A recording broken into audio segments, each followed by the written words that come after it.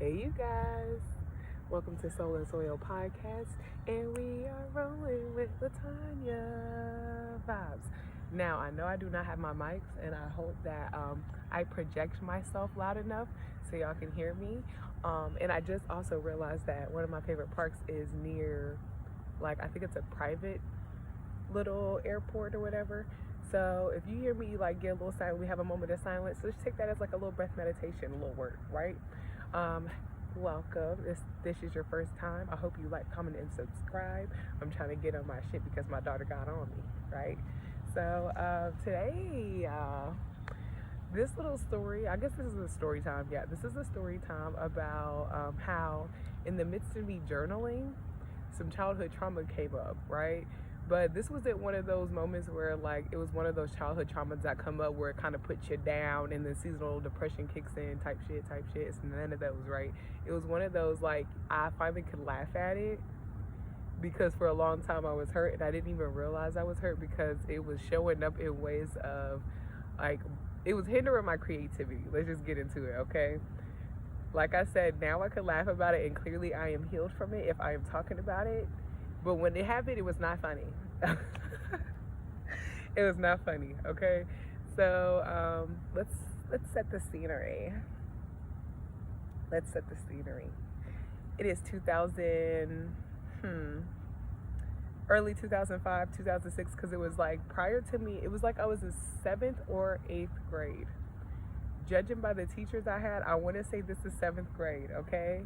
I am a bluegrass colt, okay?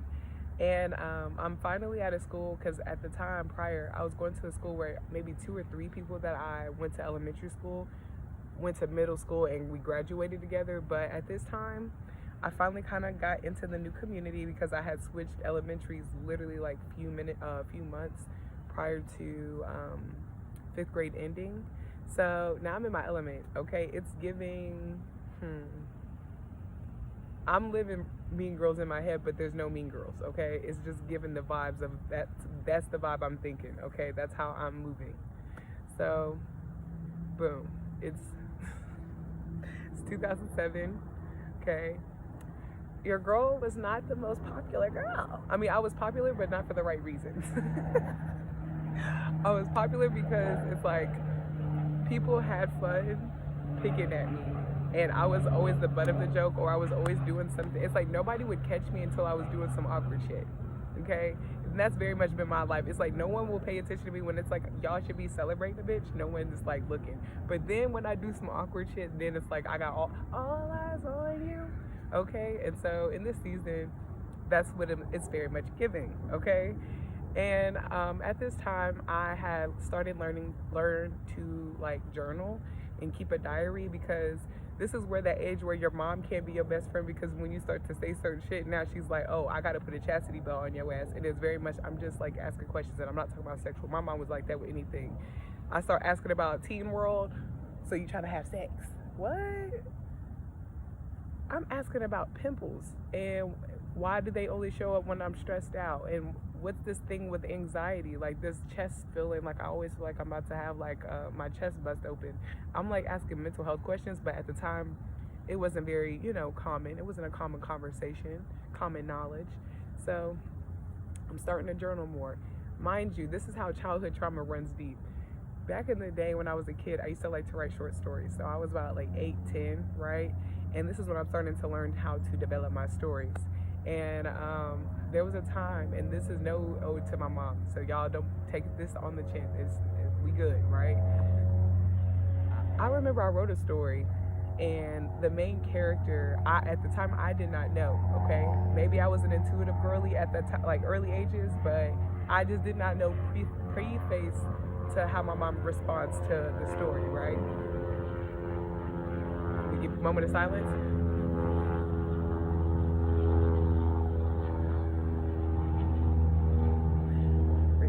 Time. All right, let's get back into it.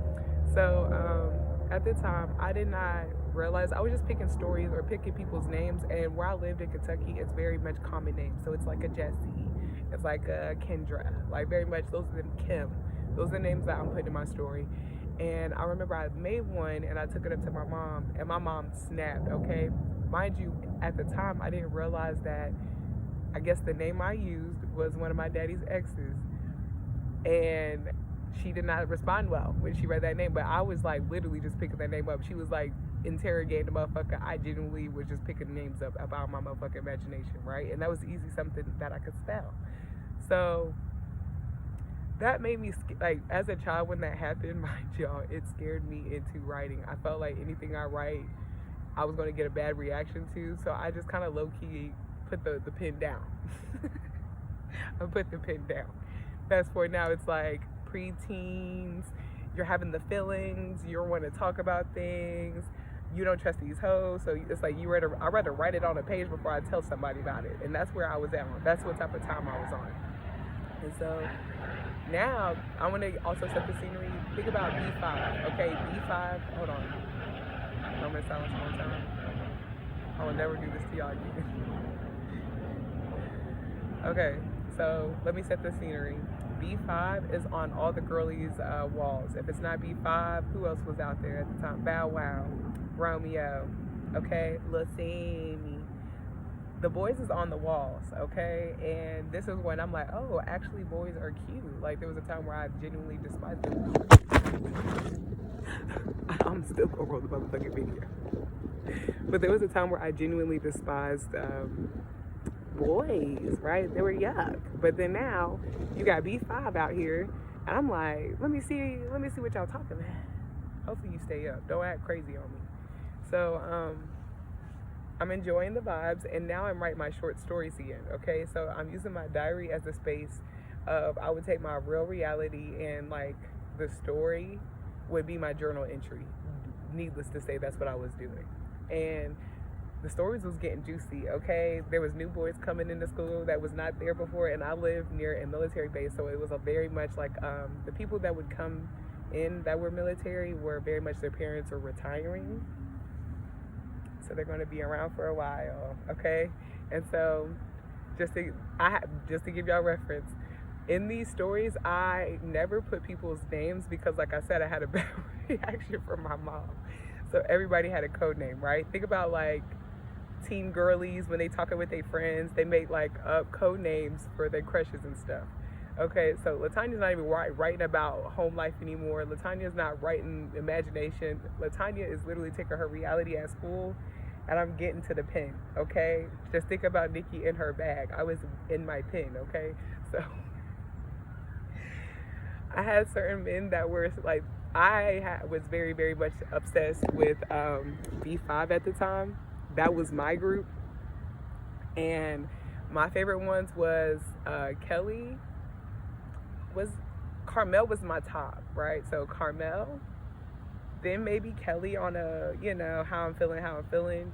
Because I love me a man with like hair. So then it was also, I think it was Dustin. I think I had a thing for Dustin too, okay?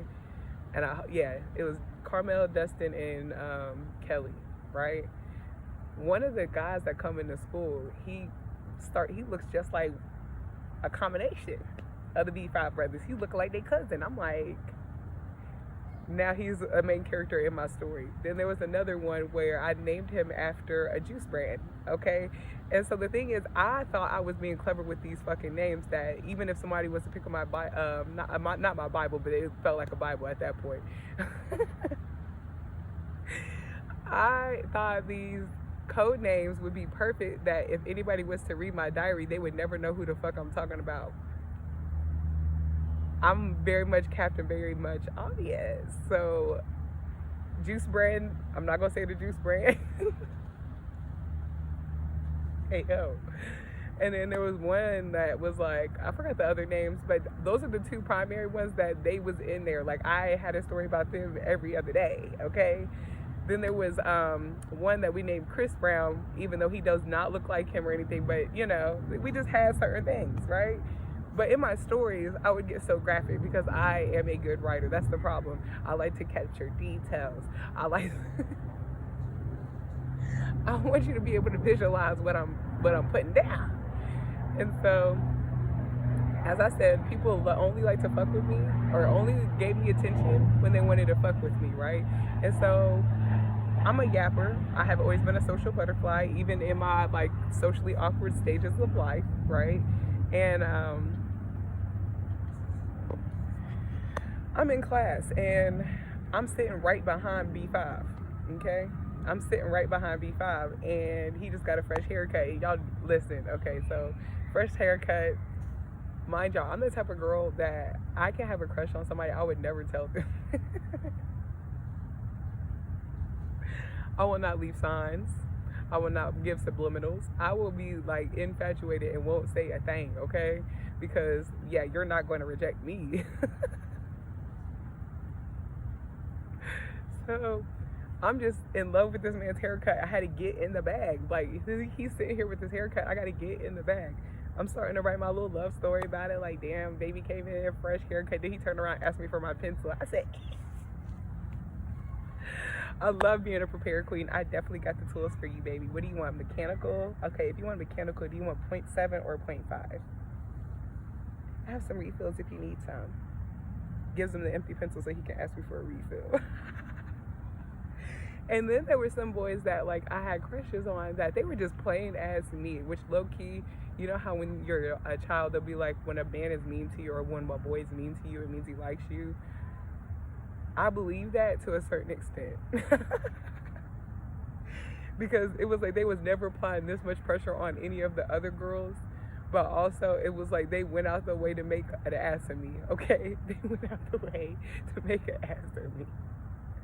So boom. And then also, okay, let's get back to the story.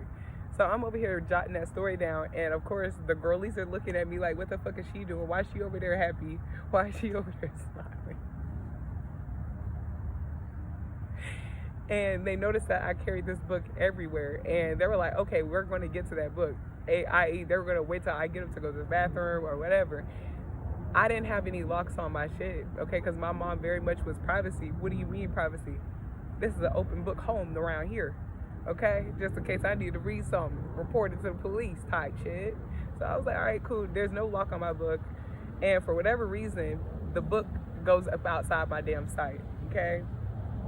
Goes missing for a little bit. And you know how it's like you're panicking, but you don't want other motherfuckers to know that you're panicking because you don't want to just give them the validation that you're panicking. I'm low-key looking around, like, think about when you're looking for your keys and you mad at your partner and, like, you don't want to ask them niggas for the keys, but low-key they might know where they're at. So it's like you're just kind of, like, low-key doing your thing. Another moment of silence. Come on.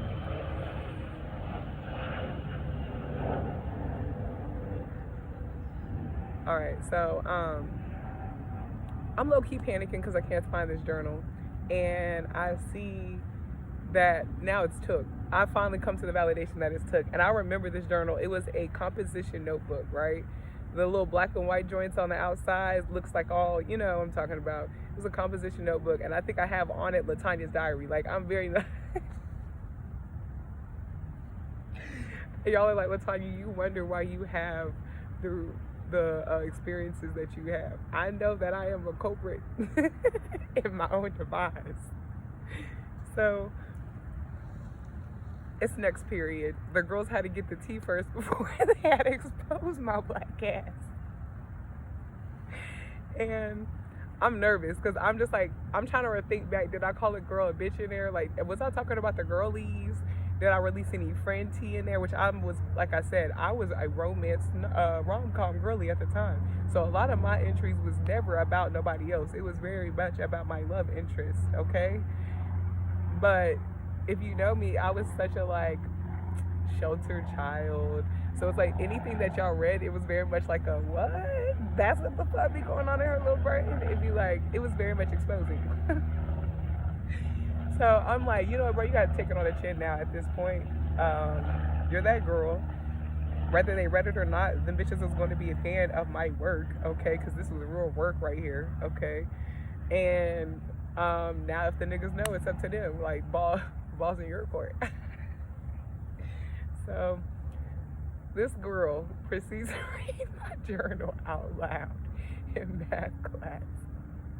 Mind you, in that school, primarily, you kind of like, you would change classrooms, but you would be with the same people all day. So my crush with the fresh haircut, B5, he's in the class. And I'm over here like, damn, take it on the chin. You a real bitch for that word. Clock that line. Like, even though they're reading my shit for filth right now, they're laughing, they're doing their thing. So from there, I'm gonna be honest, I didn't realize that I was traumatized until I started writing my journal very cryptically. And it came about this week when I realized the childhood trauma was still traumatizing me, right? I am now in my bag of I want to write, and I kind of felt like I was blocked on what I want to write about, right? And I even noticed that even in my personal entries, I'm very much coded. It's very much, if somebody was to pick up my journal again or read it, they would not know what the fuck I'm talking about, or it would just sound like a whole bunch of it would look like a philosopher's little notebook where they walk around philosophizing about shit, so it has no point. Okay, you have to really think on it. You got to sit and marinate on the phrase, right? Or it's very coded to where it's not really giving me. It's not giving Tanya, this is where you feel safe again, right? And so when I was about to write about my crush again, she does not learn. Latanya's been in her I have not had a crush in my 30s, and now I'm crushing, and so it's given I need to get back in my pen. And so I was like, you know what, I don't need to do anything embarrassing, and a lot of experiences, sometimes it's just better, which this is a little philosophical, some things are better to be lived in a page, in the imagination, in a dream, but some things are meant to manifest and set your intent on. Do with that information as you wish. And so I just was about to get back in my pen bag, and it was I had all the ideas, the words that were flowing and everything, and I'm getting to work, and it's now my journal time. And as I finally get the pen out, I find the perfect ink one, because I have, depending on the day, I might feel like it's a green ink day. So I finally find the pen ink that I need, I write the date, I come up with a little title, it's feeling it, right? So I'm like, damn, got you feeling passionate. I'm sorry, y'all. I'm sorry. So anyways, you got me feeling passionate, so I got my little green pen out, and I start to try to write, and I'm blocked.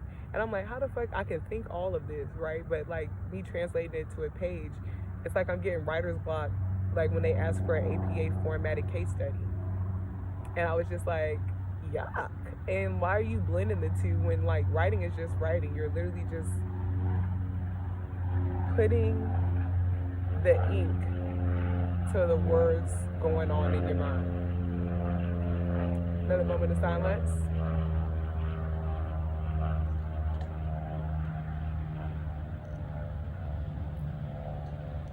And so sitting marinating with that, I finally was well, instead of journaling about Bay right now, why don't we just go ahead and start journaling about why we feel blocked in writing? And basically this is how this episode came about. I realized that I was still traumatized about that when people read my diary in front of everybody and fucking stuff with the great mind, y'all. I had to graduate with the same people who read my diary. The ones that were reading and the ones that were listening. But that is a beautiful part about not growing up in the age of technology, because this is pre-Facebook. I think MySpace was around, but it was very much only the girlies had it for real. I didn't have to worry about my journal entry becoming a MySpace page post. You get what I'm saying? So it's I can live that embarrassment, and only the ones that were there and me can genuinely share our experience, right? So that's a dope thing. I can say that's about it. I guess the lesson in this, because y'all know I love to sow a seed of wisdom into you guys. I guess the seed would be when the opportunity for childhood trauma or an experience that might have traumatized you or left a bad taste in your mouth, because sometimes I think traumatized, the word, or trauma, has such a strong and powerful meaning to it and depth to it that people don't like to resonate with it. So we're just going to say moments where life was a little bit challenging, right? I just feel it's important to, instead of trying to suppress it, deal with the shit. And honestly, how you might feel when it comes up now might be completely different, because like I said, I was trying to figure out why whenever I want to say something so vulnerable, and sometimes it's not so vulnerable in the sense of like, ooh, I don't want anybody to read it. It's just me being open and free to express myself to myself on a page. I was feeling blocked because I didn't realize that wound was still in the back marinating, right? The Band-Aid, I kept a good, strong, good Band-Aid, the waterproof motherfuckers, right? The ER grade Band-Aids.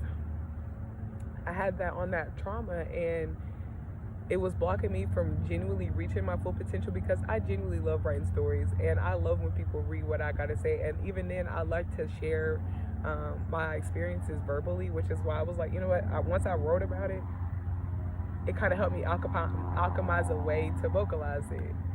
And yeah, so that's the end of the little video, little message. I hope you guys are having a beautiful week. I hope this was like a cute little story time. I want to do more story times, because after I talked to my sister last night, I realized that I do a lot of things that are low-key embarrassing, okay? But it's like, I'm one of those people that I like embarrassing moments. I live in the embarrassing moments, and I literally make gold out of them, okay? So yeah, I wanted to start doing a portion or a section of the episodes, or the portion of my videos where we do the seeds from the soil. So if you have any stories that you want to share with us, right, with little lessons learned, or if you want to share your story with us to get advice, if you want to give insight on a topic that is just like, you know, you're like, I want to sow a seed into the collective. They need to be consciously thinking about this. Drop it in my email. I think the email, because listen, struggle when I was starting it out. I think it's soilandsoulpodcast@outlook.com. It will be in the description below. Okay? And go out there and be motherfucking great. Okay? Go out there and be your true, authentic self. Go out there and inspire others to be their authentic selves when you walk in the motherfucking room. See you later. Bye.